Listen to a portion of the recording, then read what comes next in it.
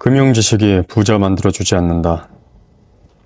자본주의 사회에서 돈이 어떠한 역할을 하는가는 정도의 차이는 있겠지만 어릴 때부터 누구나 다 알게 된다. 부자 아빠가 설명하는 자산과 부채의 차이에 대한 핵심 골자는 결국 소비를 절약하고 자금을 모아야 한다는 것이다. 이것은 학교에서 줄곧 가르쳐온 것이다. 심지어 기요사키가 가기 싫어했던 학교에서도 절약하고 검소하게 생활하라고 가르치지 흥청망청 살라고 이끌지는 않는다. 근검 절약을 가르치지 않은 학교가 어디 있다는 말인가? 근검 절약은 우리 부모나 천지들이 늘 강조하는 말이기도 하며 부자들이 인용했던 만고불변의 진리이다. 부자들은 낭떠러지에서 나뭇가지를 잡듯이 한 번 손에 들어온 돈은 절대 내보내지 말라는 자세로 생활하라고 권유하지 않는가? 학교를 중퇴하거나 학교를 다니지 않은 사람들이 종종 성공을 거두는 이유는 그들이 이미 학교를 다닐 때부터 공부 대신 다른 쪽에 관심이 더 많았으며 특별한 쪽에서 두각을 나타냈기 때문이다. 예를 들어 서태지가 성공한 것은 그가 음악 전 분야에 미쳐 있었기 때문이다. 그런데도 사람들은 서태지가 성공한 이후 보여주는 단면들, 즉 그의 노래와 춤에만 관심을 갖고 그렇게 흉내를 내려고 한다. 이것은 크게 잘못된 것이다. 그의 춤과 노래는 그의 노력 전체가 가시적으로 가져온 결과일 뿐이다. 즉, 그의 작곡 및 악기 연주 능력 같은 것이 그 밑바탕에 깔려 있다는 말이다. 공부를 많이 한 전문 직업인들 중 많은 수가 부자가 못 되는 이유는 그들의 금융지수가 낮아서가 아니라 일하는 방법을 모르는 데다가 미래의 예상 수입을 근거로 한 소비 생활 수준이 언제나 앞서기 때문이라는 것이다. 더 정확한 표현이다. 부자들은 자녀들에게 돈에 관한 지식을 가르친다는 기요사키의 말은 엄청난 오해를 불러일으킨다. 부자들은 자녀에게 학교에서 가르치지 않는 일하는 법을 가르쳐준다. 이것을 금융지식이라는 말로 표현하면 곤란하다. 금융지식이 많은 투자 상담가나 재테크 전문가가 부자인 경우를 나는 본 적이 없다. 그래도 집을 사는 것이 낫다. 부자가 되려는 사람이 읽으면 마음이 바뀔 수도 있는 책자 월든의 저자인 헨리 데이비드 소로는 이렇게 말한다. 주택이라는 큰 재산을 미래에 대비한 예금으로 가지고 있어봤자 거기서 얻는 이득이란 자기가 죽은 후 장례식 비용을 치르는 정도일 것이다. 한때 많은 집주인들은 전세금을 월 1.3에서 2%의 월세로 전환시켰지만 최근 시중금리가 떨어지자 세입자 구하기가 어려워졌다. 그래서 월세 이자율이 1에서 1.5%로 떨어지거나 전세금 비중이 높아지는 추세를 보이기도 했다. 수학적인 계산을 해보자. 당신에게 100이 있고 집값도 100이다. 전세금은 70이라고 하자. 그 어느 경우든지 똑같은 집에서 살고 싶어하는 것으로 가정하고 제2금융권에서 얻을 수 있는 연이율을 세후 7%로 잡자. 집을 사게 되면 거주의 대가로 1년에 7을 포기하는 셈이다. 전세를 살면 연 4.9를 포기하고 나머지 30에서 이자 2.1이 생기므로 결국 2.8을 지불하는 셈. 보증금 10에 월세가 60에 대해 월 1에서 1.5% 이자를 낸다면 10에 대한 연 0.7의 손해를 포함해 7.9에서 11.5를 뺏긴다. 이득은 90에 대해 6.3이다. 따라서 월세 거주의 대가로 매년 1.6에서 5.2를 빼앗기는 셈이 된다. 이렇게 보면 집은 안 사는 것이 이득인 것처럼 보인다. 하지만 집값 상승률이 연간 4%라고 하면 얘기가 달라진다. 자기 집인 경우는 3을 뺏기고 전세일 경우는 6.8, 월세일 경우는 5.6에서 9.1을 각각 빼앗기는 셈이 되는 것이 가장 유리해진다. 반대로 부동산 시장이 침체되고 있으면 집값이 떨어질까봐 걱정을 할 것이다. 병아리를 기르지 않으면 솔개를 두려워하지 않아도 된다는 서양 속담처럼 차라리 언제라도 현금으로 만들 수 있는 전세나 월세를 택하는 게 좋지 않겠는가 생각하기도 한다. 최종 판단은 집값 변동과 자금의 활용성, 삶의 지수 등등을 고려해 당신이 해야 한다. 집을 살 돈을 다른 곳에 투자하여 수익을 많이 낼 수 있다면 그렇게 해야 한다. 그러나 전세를 월세로 돌리고 주식 투자를 해 쪽박을 찼다는 말은 들었어도 부자가 된 사람은 만나지 못했다. 월세를 살면서 자금을 굴리게 되면 자기가 부자 같은 착각에 빠지게 되고 돈을 쓰게 돼 결국 빚에 쫓기게 된다. 40대 전후의 가장이고 자금이 된다면 집을 살 것을 권유한다.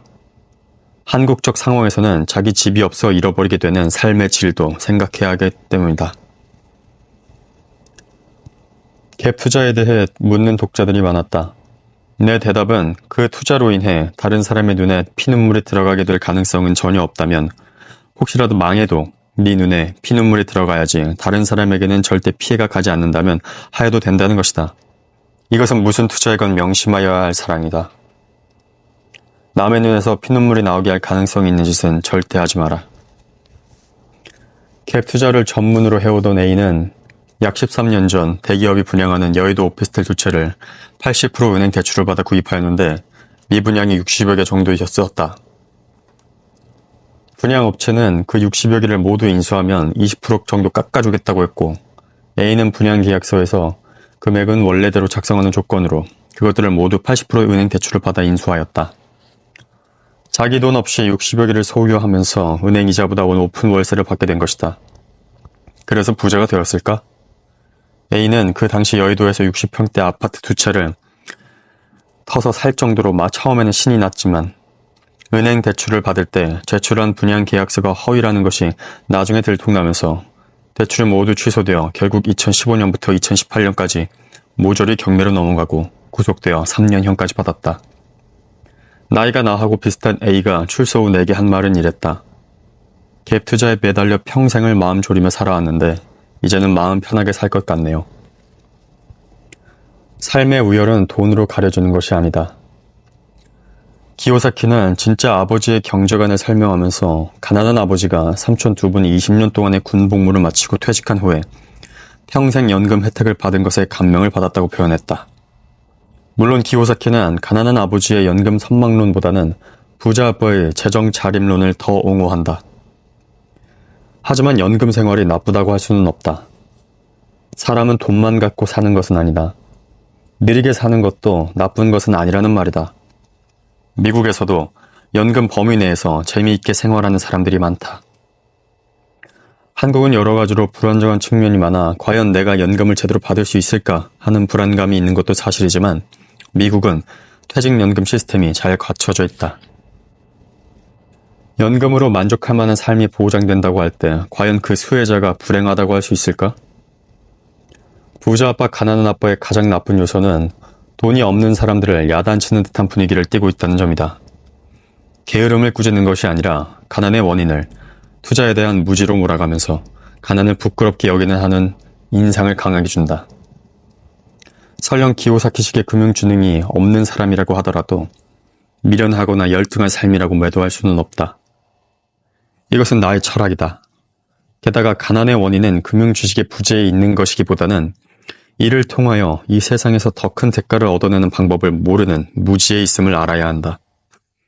덧붙여 말하자면 사람이 생을 살아가는 형태에는 여러 가지가 있다. 부자로 사는 삶만이 유일한 삶의 형태로 숭배되어서는 안 된다. 나처럼 부자로 살겠다고 작정을 하고 덤빈 삶도 인간의 삶이며 반대로 가난하지만 자연 속에서 절약하며 삶을 관저하며 사는 삶도 인간의 삶이고 평생을 남을 위해 봉사하는 봉사자들의 삶도 인간의 삶이며 자기가 좋아하는 것을 평생 하지만 가난에서 헤어나지 못하는 삶도 인간의 삶인 것이다. 즉, 삶의 형태의 우열은 없으며 모든 것은 각자가 삶을 어떻게 바라보고 있는가에 달려있다. 기요사키의 가난한 아버지는 우리는 그냥 가르치는 것을 좋아할 뿐이야 라고 말한다. 가르치는 게 좋아서 교단 생활을 오래 한 가난한 아버지는 부자 아빠에 비해 결코 열등하지 않다는 점을 기억해야 한다. 주식 투자는 쓸 일이 없는 여유 자금으로 하라. 기요사키가 말하는 투자 방법들에 매혹되는 사람들은 투자 관련 서적을 별로 접해보지 않았던 문외한들과 투자 초보자일 것임이 분명하므로 언급할 필요를 느끼지 못한다. 다만 기요사키 논리의 핵심은 투자를 잘하여야 부자가 된다는 것인데 비록 투자가 중요한 것이기는 하지만 나는 다르게 말하고 싶다. 나는 우선은 일을 현명하게 잘해야 하며 그래서 이 사회에서 받는 대가를 극대화시켜 종잣돈을 만들고 그 종잣돈으로 투자를 하면서 한편으로는 계속 사회로부터 대가를 받아 나가야 한다고 믿는다. 그래야 종잣돈이 날아가도 생활에 타격을 받지 않는다. 특히 주식 투자는 여유 자금으로 하여야 한다는 말을 수없이 들었을 것이다. 여유 자금이란 무엇인가? 6개월 후 집을 옮길 자금 같은 것이 여유 자금인가? 천만의 말씀이다. 여유 자금에 대한 내 정의는 미래의 어느 날이 와도 쓸모가 없는 자금이다. 하지만 사람들은 미래의 어느 날이 오면 사용하여야 할 용도가 있는 자금을 갖고 투자를 한다. 즉 심리적으로 시간에 쫓긴다는 말이다. 이런 투자는 90%가 실패하고 만다. 집중 투자인가 분산 투자인가 하는 문제는 위험도에 대한 개인의 태도 및 자금의 성격, 그리고 자금의 크기, 투자 대상 회사나 부동산에 대한 지식 등과 관련된 것일 뿐이지 그 이상도 이하도 아니다. 어떤 것이 더 좋은지는 일률적으로 말하기 어렵다는 말이다. 하지만 나 자신은 분산 투자를 신봉한다. 아주 적은 금액으로 주식 투자를 직접 해보는 것은 바람직하다. 왜냐하면 이 게임이 그렇게 만만한 것이 아니라는 사실을 조만간 배우게 될 것이기 때문이다. 그 사실을 배웠다면 일단은 한 걸음 뒤로 물러나야 할 터인데 수많은 사람들이 빚까지 내가면서 계속 투자를 시도한다.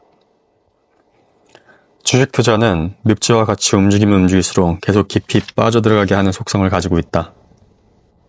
특히 투자 자금을 언제까지 얼마로 만들어야 한다는 목표를 갖고 있다면 틀림없이 그 자금은 큰 손들의 수중으로 흘려 들어가게 된다. 다시 한번 명심하라. 주식 투자는 경제를 보는 눈이 커졌을 때 여유 자금을 갖고 해야만 돈을 버는 수 있는 게임이라는 것을